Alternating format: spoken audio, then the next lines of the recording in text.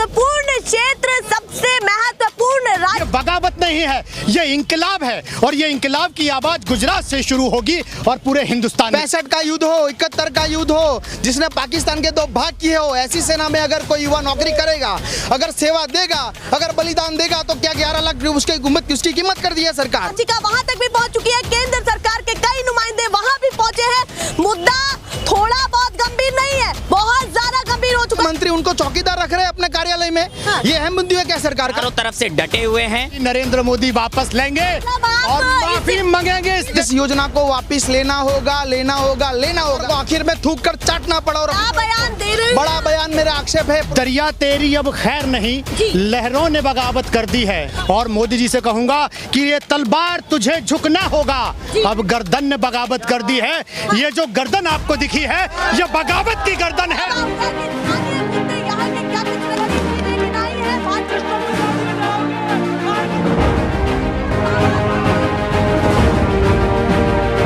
National pillar, देश की आवाज। नमस्कार, बहुत स्वागत है आप सभी का। मैं आपके साथ मीरा राजपूत। आप देखना शुरू कर चुके हैं नेशनल पिलर। पूरे देश भर में अग्निपथ स्कीम को लेकर के जगह जगह विवाद भी जारी है, आक्रोश भी जारी है और कहीं ना कहीं नाराजगी जताई जा रही है। वहीं सेना की तरफ से साफ तौर पर, स्पष्ट तौर पर यह कह दिया गया है कि इसमें कोई फेरबदल नहीं होगा, ना ही ये वापस लिया जाएगा, माने या ना माने। वही कोर्ट तक भी ये सारी चीजें पहुंच चुकी है। पिटीशन दायर है, याचिका वहां तक भी पहुंच चुकी है। केंद्र सरकार के कई नुमाइंदे वहां भी पहुंचे हैं। मुद्दा थोड़ा बहुत गंभीर नहीं है, बहुत ज्यादा गंभीर हो चुका है। वही विपक्ष भी सड़कों पर उतर चुका है। अभी तक आपने बहुत सारे राज्य देखे होंगे, पर गुजरात में भी अब इसको लेकर के विरोध प्रदर्शन जारी है और नेशनल लेवल पर यह विरोध प्रदर्शन हो रहा है। वही विपक्ष की सबसे ताकतवर पार्टी कांग्रेस, जो लगातार विरोध कर रही है, अब गुजरात में भी वो उतर आए हैं सड़कों पर। सीधे मैं बातचीत की शुरुआत करती हूँ कि क्या कुछ सोच रहे हैं सेना के इस बयान के आने के बाद, ये सभी क्या सोचते हैं। आपसे ही बातचीत करना चाहूंगी। मेरा नाम विश्वनाथ सिंह वाघेला है और मैं गुजरात युवा कांग्रेस का अध्यक्ष हूँ।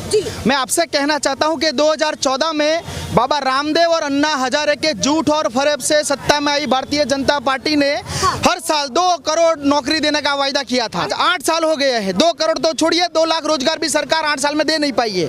और इस सरकार के शासन में 45 साल में पहली बार इतनी सारी बेरोजगारी है।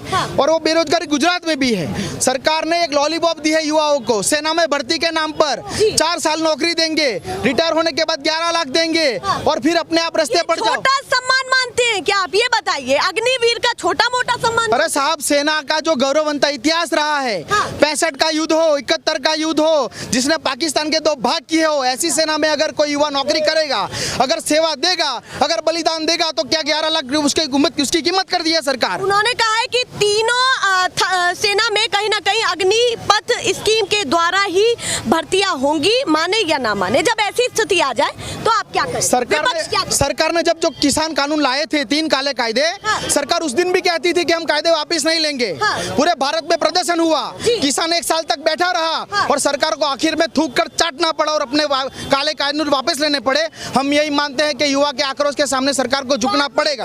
अभी भी कहीं ना कहीं वही होने वाला। जी बिल्कुल, किसान जो आक्रोश में था उसने अपना काम कर दिखाया है। सरकार तक बातें नहीं टिकी हुई है ना, सेना प्रमुख ने भी ये सारी चीज। सेना प्रमुख को भी सोचना चाहिए कि वो जिस सरकार में भर्ती होकर आए हैं, जिस सरकार ने उनको नौकरियां दी थी, जिस सरकार ने उनको सम्मान दिया था, उस सरकार की करनी और कथनी और अभी की सरकार की कथनी और कथनी में कितना अंतर है। क्या उस टाइम जो भर्ती हुए वो केवल 11 लाख में भर्ती होते? क्या वो 4 साल के लिए भर्ती होते? वो नहीं होते। अगर वो भी फुल 58 साल की उम्र। अगर मैं सीधे 4 साल पर आऊं तो आप क्या मानते हैं कि क्या क्या ऐसे बड़े नुकसान होंगे हमारी सेना में या फिर हमारी फौज में, जो आप मानते हैं पर्सनली कि मैं आम नागरिक होने के नाते सोचता हूं? जी, देश की सबसे बड़ी सुरक्षा की जिम्मेदारी सेना के ऊपर है। उसमें अगर कोई जवान नौकरी करना चाहता है तो कम से कम उसको 1 साल की ट्रेनिंग देनी पड़ेगी, क्योंकि वो ट्रेनिंग से लैस होगा तभी सरकार और सेना की कम से कम 1 साल कम से कम है। तो सरकार ने 6 महीने की ट्रेनिंग रखी है, 4 साल की नौकरी रखी है और उसके बाद 25% को रखेंगे, 75 को छोड़ देंगे। तो जो 18 साल की उम्र में भर्ती होगा तो 22-23 साल की उम्र में रिटायर होकर करेगा क्या? ये सरकार सोचना चाहिए कि नहीं सोचना चाहिए? वो कह रहे हैं आगे भी कहीं ना कहीं नौकरी के ऐसे साधन रखेंगे। वो अरे सोच रहे हैं, सरकार- कई अहम बिंदुओं पर बात की। क्या अहम बिंदु? सरकार के मंत्री उनको चौकीदार रख रहे हैं अपने कार्यालय में। हाँ। ये अहम बिंदु है क्या सरकार का? हाँ। सरकार के मंत्री कैलाश विजयवर्गीय बोलते हैं हाँ। कि हमारे चौकीदार बनेंगे हाँ। ये अग्निवीर। तो क्या युवाओं को बीजेपी की चौकीदारी करने के लिए बड़ा बड़ा किया गया है? इस बात क्या कहना चाहते हैं विजय वर्गीय जी से? क्या कहना चाहते हैं जब उनका ऐसा बयान निकल कर सामने आता है तो विपक्ष उनके इस बयान पर क्या कहना? विजय वर्गीय कैमरे पर बताइएगा। विजय वर्गीय जी अपने बेटे को 4 साल में अग्निवीर में भर्ती करे हाँ। और रिटायर होने के बाद कमलम जो दिल्ली का है बड़ा कार्यालय वहाँ चौकीदार रखे हाँ। और सरकार मैसेज दे युवाओं को कि हम अपने बेटों को भी चौकीदार रखेंगे। तब जाके ना उनके बेटे तो बैट लेकर अधिकारियों को मारते जी। हैं और फुल दबंगई करते हैं और हमारे जो बेटे हैं सामान्य घर के उनको 4-4 साल की लॉलीपॉप देकर ये युवाओं का शोषण हो रहा है। युवाओं से भी बात की, सैकड़ों युवाओं से भी बात की। उनका कहना है कि सत्ता पक्ष हो या विपक्ष हो, जितने भी नेता बैठ करके पेंशन खा रहे हैं उनकी पेंशन को बंद किया जाए। क्या कुछ कहना है? विपक्ष में तो आप भी हैं, तो बताइए इसका जवाब क्या? ये सरकार की जो अभी आईटी सेल है हाँ। उसकी एक व्हाट्सएप यूनिवर्सिटी है हाँ। उसको क्लियर मैंडेट दिया गया है कि इस योजना का प्रचार करो हाँ। और योजना का प्रचार अगर नहीं हो रहा है तो पेंशन के नाम पर, कांग्रेस के नाम पर, 70 साल के नाम पर बगलाओ युवाओं को। हाँ। ये स्कीम सरकार की चलने वाली नहीं है। हाँ। आज युवा व्हाट्सएप यूनिवर्सिटी को खारिज कर चुका है। धरातल पर आइए, धरातल पर सच्चाई ये है कि युवा सरकार की इस योजना से नाराज है, सरकार को उखेड़ फेंकने के लिए कटिबद्ध है। युवा ने एक बयान दिया था जो मुझे अभी भी याद है।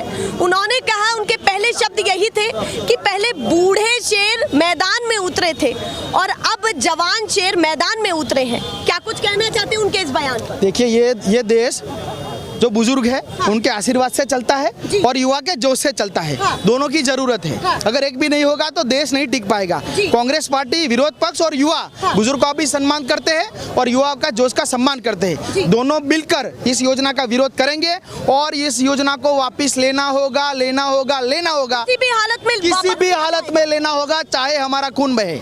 एक सवाल और आता है कि वो कहेंगे कि राजनीतिक रोटियां आप सेक रहे हैं युवाओं के नाम पर। कहीं ना कहीं गुजरात में इलेक्शन है तो उसको लेकर के आप आगे आ रहे हैं और ये तमाम इश्यूज उठा रहे हैं। क्या कहना चाहते हैं? मैं यूथ कांग्रेस का अध्यक्ष जी। हूँ। मैं अगर बीजेपी मुख्यमंत्री को अगर माला पहनाऊंगा तो अच्छा नहीं लगेगा, लेकिन मैं पहनाऊंगा अगर हाँ। ये योजना वापस लेते हैं। हाँ। अगर ये कहते हैं कि हम राजनीति रोटियां सेक रहे हैं ना, कल के दिन ये योजना वापस ले, मैं यूथ कांग्रेस का अध्यक्ष खुद जाएंगे मैं खुद और जाऊंगा, उनका सम्मान माला लेकर जाऊंगा। अगर ये योजना वापस लेते हैं तो हम जानते हैं कि नहीं लेंगे क्योंकि ये युवा विरोधी सरकार है। क्या फायदा मानते हैं सरकार का? मैं ये जानना चाहती हूँ क्योंकि वो तो ये कह रहे हैं कि हम युवाओं के बारे में सोच रहे हैं, रोजगार के बारे में। और एक बड़ा सवाल हुआ है कि 1.5-2 साल के अंदर 10 लाख नौकरियां मिलेंगी, नौकरियां कहीं ना कहीं यहीं से निकलेंगी, तो उसको किस तरीके से देखते हैं? दूसरी बड़ी बात मैं ये भी कहना चाहती हूँ कि बीजेपी जो कह रही है कि हमारा कोई हित नहीं है, युवाओं के लिए ही तो सोच रहे हैं, उसका कैसे जवाब? देखिए, आप भी उनकी बातों पर भरोसा करती है, यकीन करती है, मुझे आप पर भी हंसी आ रही है। 2014 में 2 करोड़ यकीन नहीं, मेरा सवाल नहीं, आपका सवाल भी मैं आपने सवाल पूछा इसलिए आपने यकीन किया होगा। हाँ। 2014 में 2 करोड़ रोजगार देंगे हर साल। हाँ। आज 8 साल हो गए, 16 करोड़ रोजगार मिलने चाहिए।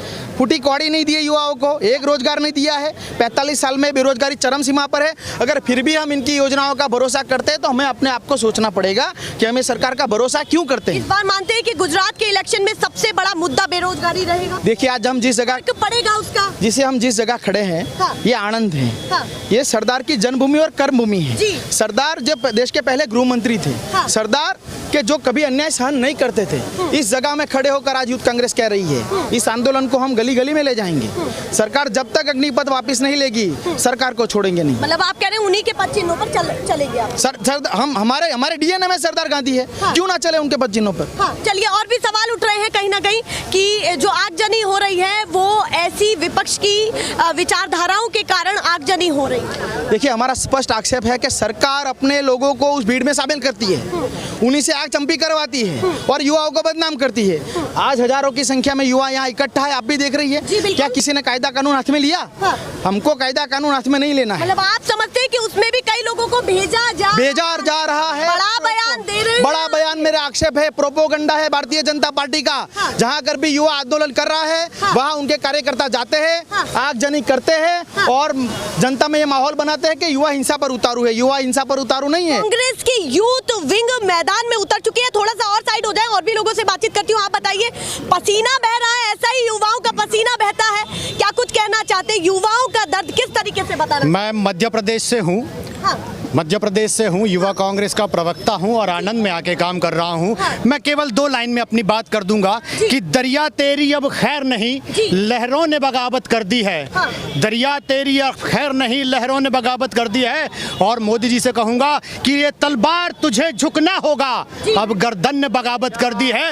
ये जो गर्दन आपको दिखी है, ये बगावत की गर्दन है। बात पहुंच पाएगी उस कुर्सी तक सीधे? बिल्कुल। ये आबाद जो गुजरात में हमारे बाघेला साहब प्रदेश अध्यक्ष जी जो लगे हुए हैं, कांग्रेस पार्टी, युवा कांग्रेस पार्टी जो कर रही है, और पूरे हिंदुस्तान में अभी आपने देखा दिल्ली में जब हमने आवाज उठाई, हमारे यूथ कांग्रेस के नेता और हमारे कांग्रेस के बड़े नेताओं के साथ कैसा दुर्व्यवहार किया गया, ये पूरा देश देख रहा है।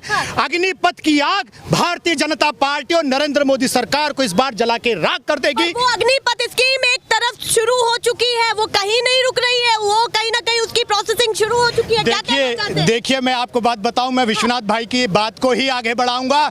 जब 3 काले कानून बनाए थे, तब एक के बाद एक मंत्री, उनके सचिव, संतरी, सारे लोगों ने आके कहा था कि ये कानून वापस नहीं होंगे। मजबूरन में मोदी जी को देश से माफी मांगनी पड़ी और कानून वापस लिया। और जो राहुल जी ने कहा, उस बात को आगे बढ़ाऊंगा कि अग्निपथ योजना भी नरेंद्र मोदी वापस लेंगे और माफी मांगेंगे इस देश से। को लेकर के भी पैरेलल स्थिति मानते हैं कि जैसा किसानों के साथ हुआ, फिर कहीं ना कहीं वो कानून वापस लेना पड़ा, वैसा ही अब युवाओं के साथ होगा। बिल्कुल होगा, बिल्कुल होगा, क्योंकि इस देश में पहले हमारे किसानों को कुचलने की कोशिश की गई, उसके बाद हमारे युवाओं को कुचलने की कोशिश की गई। किसानों ने कहीं भी हार नहीं मानी, 1 साल से ज्यादा संघर्ष किया। हो सकता है हमें संघर्ष और ज्यादा करना पड़े, लेकिन निश्चित रूप से विपक्ष को ये नहीं बोलना चाहिए जो देश भर में आगजनी हो रही है, उसको लेकर के विपक्ष को, युवाओं को नहीं समझाना चाहिए। बिल्कुल। देश की संपत्ति है, नाश तो हमारा ही हो रहा है, और थोड़ा बहुत नहीं, करोड़ों का कहीं ना कहीं नुकसान हुआ है। बिल्कुल मैं सहमत हूं, और इस बात को लिए हमारे शीर्ष नेतृत्व में ने आदरणीय राहुल गांधी, प्रियंका गांधी, श्रीनिवास जी और गुजरात में हमारे प्रदेश अध्यक्ष जी भी सब लोगों को ये कह रहे हैं कि हमें सरकारी संपत्ति का नुकसान नहीं करना। और आपने देखा होगा आनंद में किस तरह से हमने शांति मार्च निकाला, क्योंकि हम सरदार पटेल और गांधी के वंशज हैं। हम गुजरात में शांति और अमन चाहते हैं। हम भारतीय जनता पार्टी जैसी तोड़ फोड़ की और आगजनी की घटना नहीं करना चाहते। गुजरात में आपने देखा है किस तरह मोदी के राज में हुआ था। मैं मध्य प्रदेश से, नर्मदांचल से हूँ, नर्मदा का पानी पीता हूँ और गुजरात के लोग भी उसी नर्मदा का पानी पीते हैं। हम लोगों की भावना एक है, देश की भावना है, संविधान की भावना है, लोकतंत्र की भावना है। ये बगावत नहीं है, ये इंकलाब है, और ये इंकलाब की आवाज गुजरात से शुरू होगी और पूरे हिंदुस्तान में चलेगी। वो सीधे कह रहे हैं कि गुजरात से ये आवाज निकलेगी। यहाँ पर युवा भी है, तो मैं उनसे भी बात करूंगी। बताइए क्या कुछ कहना चाहते हैं? करोड़ों युवा इस समय असमंजस की स्थिति में कि भैया करें क्या और होना क्या चाहिए, या फिर लास्ट में अग्निपथ स्कीम के तहत ही हमें आगे बढ़ना चाहिए। तो बताइए क्या कहना चाहते हैं? ये कोई छोटा मुद्दा नहीं है कि मैं तो इसके सामने किसानों का मुद्दा भी छोटा मानता हूं जो काले कानून का था। ये देश की रक्षा से जुड़ा हुआ मुद्दा है। मतलब आप समझते हैं कि जो वो किसान आंदोलन हुआ था, उससे ज्यादा भयावह स्थिति, उससे ज्यादा अहम मुद्दा है ये, इसलिए क्योंकि हिंदुस्तान की सेनाओं पे चीन, पाकिस्तान चारों तरफ से डटे हुए हैं। ये लोग सेना को कमजोर कर रहे हैं। सेना का बजट इन लोगों ने घटा दिया है। सेना के साथ में जो अपमान हो रहा है, अंदर जो सैनिक बैठे हैं वो भी इस भर्ती से खुश नहीं है। आप सैनिकों के साथ में और जो नए लड़के तैयारी कर रहे हैं उनके साथ में कुठाराघात कर रहे हैं। ये नहीं चलेगा इस देश में। अगर इतना बड़ा स्कीम लेकर आते हैं आप देश की सेना से जुड़ा हुआ, तो आपको सबसे पहले लोकसभा में प्रत्येक व्यक्ति से बात करनी चाहिए, प्रत्येक दल से बात करनी चाहिए, प्रदेश के सभी मुखियाओं से बात करनी चाहिए, प्रदेश के राज्यपालों से बात करनी चाहिए। आपको उन प्रदेश के मुखियाओं से बात करनी चाहिए जिनकी सीमाएं पड़ोसी मुल्क से जुड़ी हुई बनी हैं। हुई सरकार पर विश्वास नहीं है आपको? नहीं, इस सरकार पे किसी को विश्वास नहीं है। ये लोग नोटबंदी लेकर आते हैं, देश अस्वीकार करता है। जीएसटी लेकर आते हैं, देश अस्वीकार करता है। ये काले कानून लाते हैं, देश को पसंद नहीं। ये लोग अभी अग्निपथ मतलब लेकर आप आए। समझते हैं कि आधे से ज्यादा मुद्दे ऐसे हैं जिनमें कहीं ना कहीं आम जनता को नाराज, नरेंद्र मोदी जी की या सरकार विपक्ष में को नाराजगी है।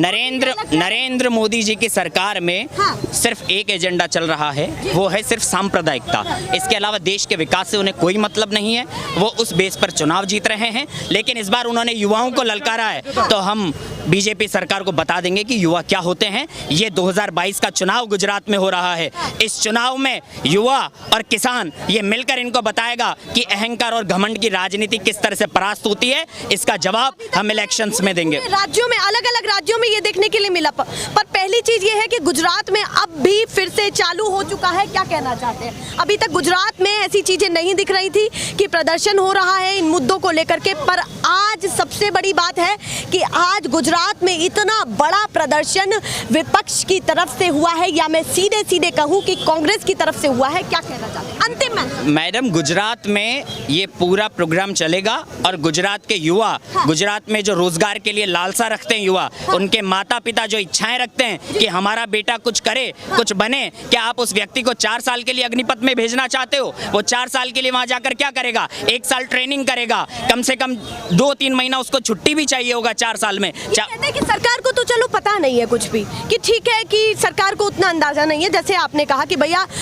सूझबूझ के साथ और सभी की सर्वसम्मति होनी चाहिए। पर ये बताइए कि वही सेना प्रमुख जब ये कहते हैं तो भैया वो तो बहुत अनुभव लिए हुए हैं, पूरी सेना को संभाल रहे हैं, तो बताइए उस पर क्या कहना? मैं इसका जवाब ये देना चाहूंगा सेना प्रमुखों को, उनका बहुत मान सम्मान और आदर करते हुए, ये जो सरकार है ये पेगासस सरकार है। अच्छा। इसने जिस पर दबाव बनाया है, ये सरकार वो सरकार है जो राहुल गांधी से 5 दिन पूछताछ करती है, लेकिन मिलता कुछ भी नहीं है। ये सरकार वो सरकार है जो 2015 के मुकदमे जो बंद हो चुके हैं उनको वापस चालू करती है। ये सरकार सबको दबाने का कार्य करती है। इस सरकार का प्रेशर, आपको लगता है कि सेना प्रमुख भी दबाव का कारण बन रहे हैं? दबाव का कारण नहीं बन रही, ये सरकार दबाव बना रही है। ये सरकार, इनकी जो सोच है वो तानाशाही सोच है। इनका ये मानना है कि इनका कोई विरोध नहीं करे, इनके सब पक्ष में बोले। आज हम लोग भी उनके पक्ष में हो जाएंगे तो हमें माला पहना के बुलाएंगे, आइए आप भी आइए हमारे पास में। लेकिन हम लोग सच्चे देशभक्त हैं, हम वो नकली देशभक्त नहीं है। ये कौन है? ये वो लोग हैं जो देश के शहीदों के जो कफन आए थे कारगिल में, उस कफन में पैसा खा गए थे। ये लोग राफेल विमान में पैसा खा गए,